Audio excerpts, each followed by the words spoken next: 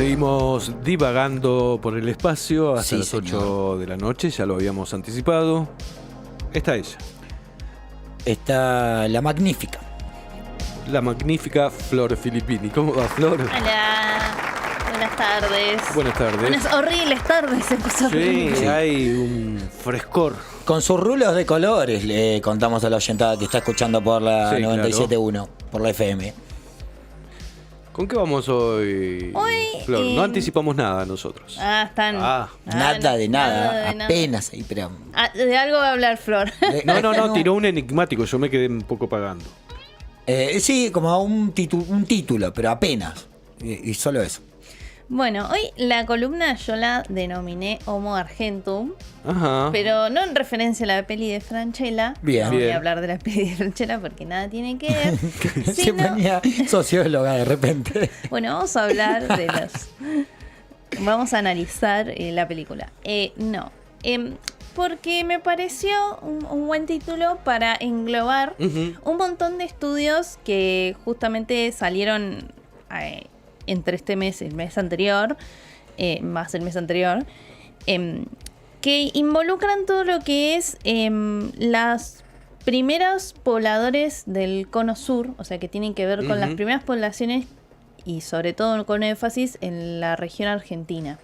Entonces me pareció interesante hablar de eso porque son un par de estudios y descubrimientos que están buenos y Ujú. que básicamente reescriben un poco de lo que se entendía, de lo que había sucedido con los primeros humanos que habitaron Ujú. la zona.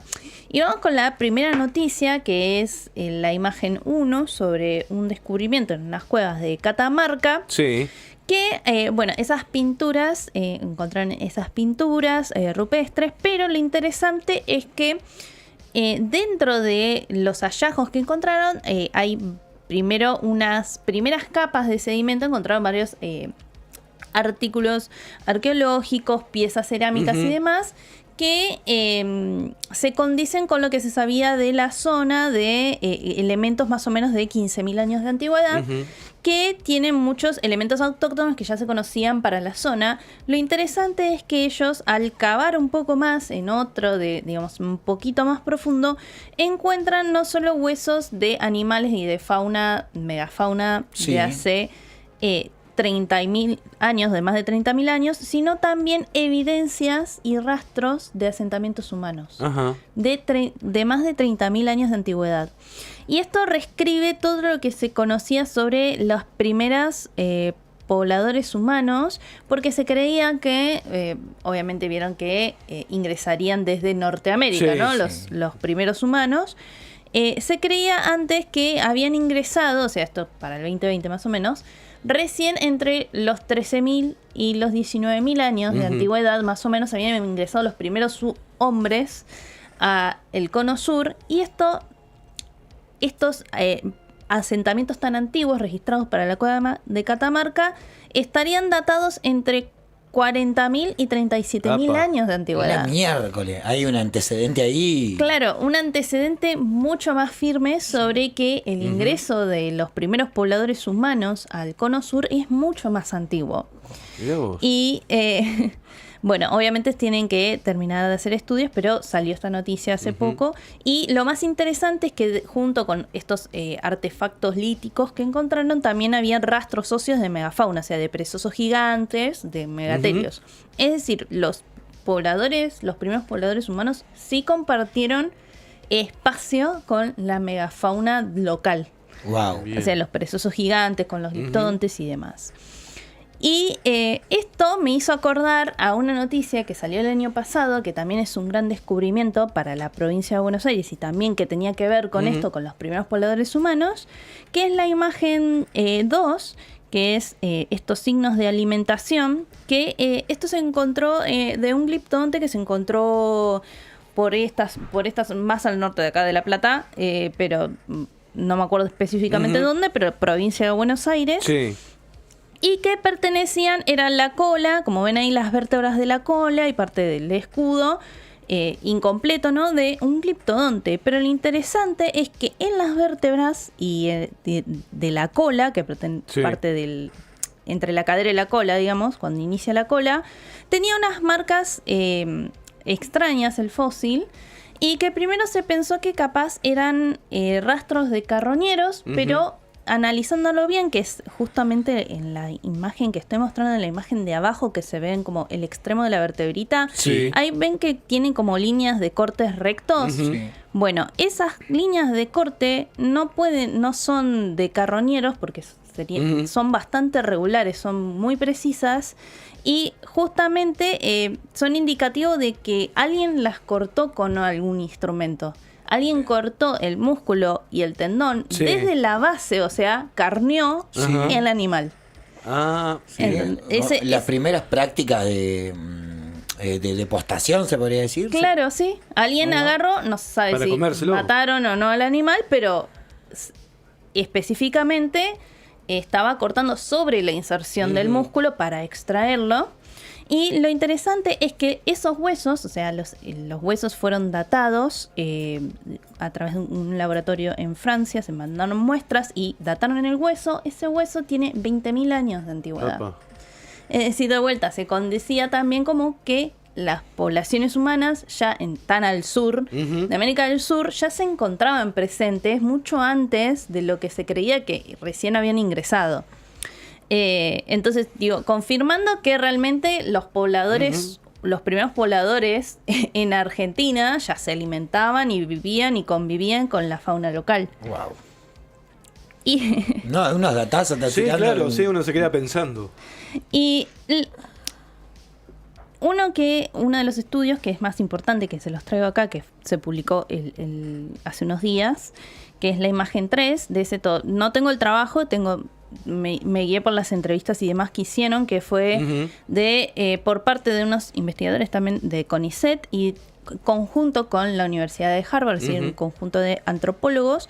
Lo que hicieron fue muestrear, lo que vemos ahí son las zonas de muestra de todos los sitios arqueológicos de los que ellos extrajeron muestras de ADN de más de 300 individuos y más de 100 sitios arqueológicos, todos obviamente de la zona argentina, para rastrear lo que es la genómica poblacional, ver cómo las poblaciones, las edades y demás, la evolución de las poblaciones para identificar cuándo se habían diferenciado. O sea, el objetivo era ver cuándo se habían diferenciado las poblaciones, por ejemplo, la población andina y la población amazónica se habían diferenciado genéticamente, lo que marcaría, ¿no?, que cuando se empezaron a asentar esas poblaciones de interés. Y descubrieron un genoma que no estaba identificado dentro de de toda la diáspora sudamericana, que correspondía en particular, la muestra más antigua viene de un individuo en Córdoba que ayudó a identificar ese genoma que no identificaban exactamente de dónde provenía, y resulta que hay un genoma, por decirlo así, cordobés, ¿no? Que Estos cordobeses. que data de 8.500 años de antigüedad. Apa. Y que es único del centro pampeano, o sea, había una población centro-pampeana única, que era distinta de las otras poblaciones, y ese genoma persiste hasta el día de hoy en poblaciones locales. O sea, los cordobeses tienen 8.500 años de antigüedad. Estos cordobeses son insoportables, viejo. O sea, es un hilaje antiguo que existe antes que la Argentina misma. Igual el dato es re interesante. Claro. Y lo importante de esto es que no solo que es súper antiguo este genoma, o sea, persiste hasta el día de hoy, con cambios, mutaciones y demás, obviamente, también identificaron que hubo distintos episodios migratorios, o sea, hubo intercambio entre las poblaciones pampeanas con las andinas y con las amazónicas, o sea, hubo intercambio de individuos entre ellas, o sea, se conocían esas poblaciones entre sí, pero lo interesante es que cada una de las poblaciones sí mantuvo su identidad, digamos, genómica. Quiere decir que se mezclaron, pero que no fueron reemplazadas. Bien. Es decir, persistieron en el tiempo, y a pesar de los cambios poblacionales y culturales que hubo en Sudamérica, pues uno creería que con tantos cambios poblacionales, invasiones entre las mismas distintas poblaciones, ¿no? De los distintos poblados aborígenes, y después con la conquista de América y el intercambio cultural, esas poblaciones habían sido diezmadas. Y lo que muestra este estudio es que no, que esas poblaciones sí se mantuvieron con el tiempo y digamos que se adaptaron a los cambios culturales, a los intercambios entre, digamos, los mestizajes y se mezclaron con los otros genomas, ¿no? Los europeos o los africanos cuando vinieron post-conquista. Pero las poblaciones siempre siguieron ahí, no hubo reemplazo y no se diezmó la población ni hubo reemplazo de población por una nueva. Que eso, claro, que es común, por ejemplo, en Europa. En las poblaciones de Europa pasa eso. Desaparecieron poblaciones y fueron reemplazadas por otras que llegaron de otros lados. Bien. Eso no pasaría en el Cono Sur, por ejemplo. Es algo que... Bien. Digamos, reescribe mucho de la historia de lo que es toda la población argentina y sobre todo de que es que los pobladores son mucho más antiguos. Como dije, estas poblaciones ya 8.500 años de antigüedad ya estaban diferenciadas. Cambia un poco el paradigma, ¿no? Exactamente, cambia todo el paradigma de estudio de lo que es la evolución humana acá, en la Argentina. Y lo último que quería mencionar es que no es la primera vez que se plantea la idea de que existía, digamos, este tipo de Homo sapiens particular de la región pampeana. Y voy a pedir la última imagen, que es la 4. Florentino Meguino, si lo conocen, naturalista importantísimo para la paleontología argentina, que fue uno del que asentó las bases sobre esta ciencia para el país. Él en su momento, a través de... en realidad unos restos no los encontró él, los encontró, digamos, otro explorador en la zona de Miramar, me parece, unos restos óseos de Homo sapiens y que él estudiándolo determinó que era una especie distinta a la del Homo sapiens y que era mucho más antigua. Y le puso Homo pampeanus. O sea, directamente dijo, esta es otra especie de Homo, distinta, más antigua y demás. Y que era un habitante de las pampas y que convivía con la fauna local, pero que no era Homo sapiens, era más antiguo, como los primeros homos de la zona. Pero él, en su atrevimiento, digamos, fue todavía más allá y él propuso, en su momento, estamos hablando del principio del 1800, mediados del 1800, él propuso que acá había surgido los primeros homínidos. Y que el Homo pampeanus era el primer homínido, o primer homínido erguido, que había surgido y que de él evolucionaban los demás, Homo neandertales, Homo erectus, y Homo sapiens. Y que de Argentina había salido de las Américas y invadido el... Fue un poco más allá. Claro. No, espectacular. Él dijo Argentina, surgió todo acá. Pero algo tenía de razón, ¿o no? Exacto. O sea, la idea de que existía un grupo homínido particular de las pampas y que tenía, digamos, una distinción única, sí es cierto, porque el genoma pampeano existe, digamos, ¿no? La identidad de esa genómica pampeana existe y existe hace 8.500 años. Y también lo que tenía razón era que los humanos sí habían convivido con la megafauna local, con megaterios y con gliptontes, porque... Esto también, no solo obviamente le rechazaban la idea, porque él fue hasta Europa en un congreso muy importante y propuso esta teoría. Le planteó. Claro, lo planteó. Bien. Que igual para mí fue muy importante porque él salió de ese eurocentrismo y dijo, ¿por qué el hombre se tiene que generar acá y no en otro lado? Como plantear esto de ¿por qué tiene que todo surgir desde el norte, época, ¿no? Como una disrupción. Una disrupción, más allá de que estaba equivocado. Después se confirmó que los restos sí eran de Homo sapiens y que eran mucho más actuales. Más allá de eso, que era algo que él había planteado, pero él plantea, por ejemplo, también que la convivencia del humano con la megafauna local, eso también le decían, no, eso no es posible porque en realidad la teoría, o bueno, lo que tenían hasta el momento teorizado, era que el humano había llegado posterior a la extinción de la megafauna. O sea, como que había conquistado las Américas, había entrado por el Norteamérica y Centroamérica, posterior a la extinción de la megafauna que había sido mucho antes y que nunca se habían cruzado. Pues no. al final sí tenía algo de razón, digamos, y su eje de idea de que había un elemento humano único dentro de las pampas, sí era cierta. Él quiso crear una categoría nueva, básicamente, Sí. ¿no? Como, bueno, Él me lo quería, adjudico. claro, sí. Él quería plantar bandera un poco ambiciosa, capaz, Bueno. pero bueno, Pero bueno. él fue todo nada. Sí. El tiempo le está dando la razón un poco. Un poquito de esta, decís, bueno, tan mal no estaba, ¿eh? Claro, Tan equivocado. loco no era Mira planteado. Florentino Medina. Lo vimos bastante en Paca Paca.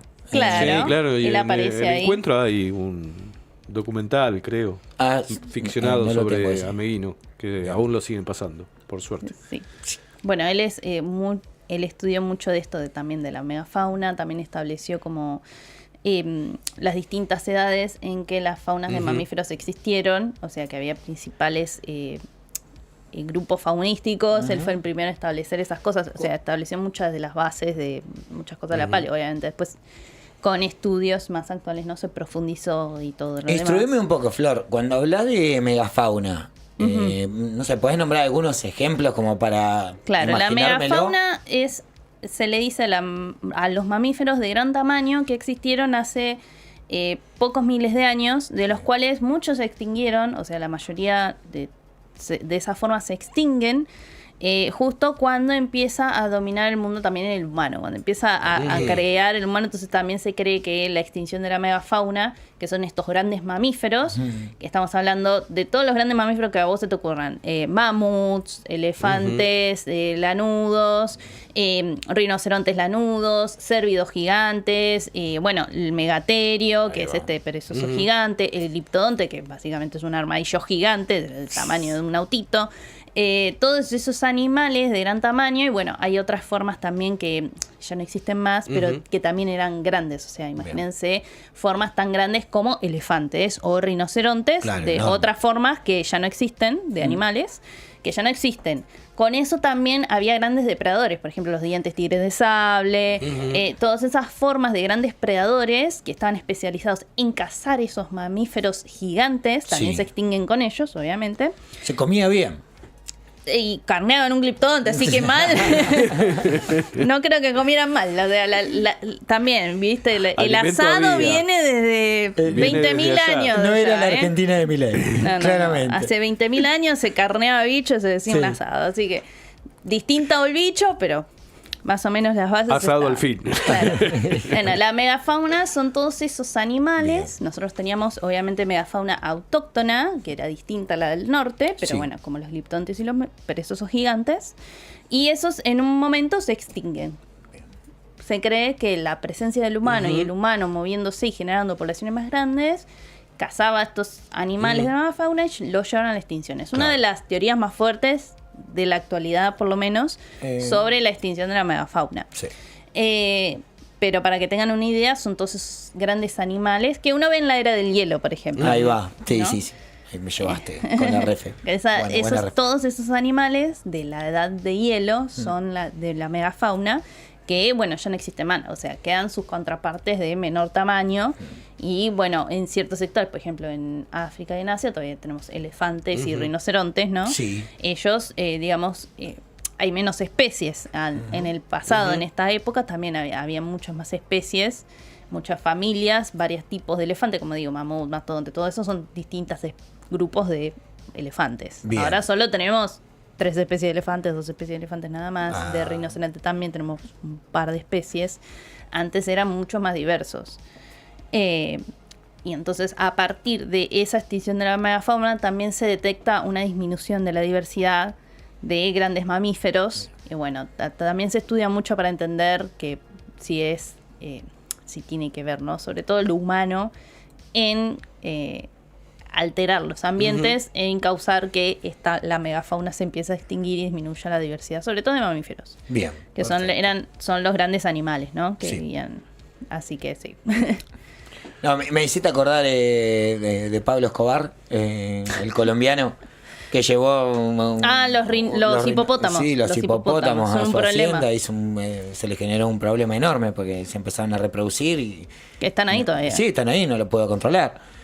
¿No sabías los No, hipopótamos no sabía de eso. Escobar? ¿No sabías El chabón eso? llevó No sabía eso. hipopótamos a su zona para, no sé, como vos te imaginabas un castillo Como una rodeado. mascota la llevó. Claro. No, para defensa del territorio. Claro. Porque ¿qué te Sí. vas a meter si hay hipopótamos? Claro, Son re qué peligrosos. Podría ser. Entonces, como uno piensa en lo medieval, el castillo rodeado de la fosa Sí, de tenés razón, cocodrilos, sí, claro. los hipopótamos. Y ahora son un problema porque, bueno, se reprodujeron, son bichos muy grandes y la verdad no tienen otra forma que, bueno, cazar a los Claro. hipopótamos. No hay mucha forma de sacarlos de ahí. Tampoco ¿no? tienen mucha movilidad, son bichos pesados. son bichos problemáticos, Claro. ¿no? Para el ambiente. Sí, se la remandó, Sí, básicamente. sí. Bien. ¿Algo más, Flor? No, les quería traer sobre, justamente, Homo argentum. No. El verdadero Homo argentum. Ahí va. Sí, está buenísimo. La Reivindicando verdad realmente, ¿no? El concepto. El que... No, y concepto. un dato científico yo no lo tenía. No. La verdad. 30 lucas de año para atrás es un montón. Es Sí, un montón. 30K. 30K. Flor, muchas gracias. Como por siempre, favor. un placer escucharla. La verdad. ¿Nosotros qué onda? Siempre aprendizaje. Nosotros nos despedimos hasta mañana miércoles a las 6 de la tarde. Le agradecemos a Pluma Punk en los controles audiovisuales, a Taller Tomasini en los técnicos y puesta en el aire, al señor Lautaro Pisaco, al señor Seba Álvarez, Agustitarelli. a Agustitarelli, a Flores Filippini y bueno, A Edu Zapata, a Edu Zapata. que lleva la batuta. Hasta mañana a las 6 de la tarde aquí en la 97 UNEC, en esto que hemos denominado Odisea Cósmica. Hace una tanda que no curto arena, hace una tanda solamente veo un flash. Estoy esperando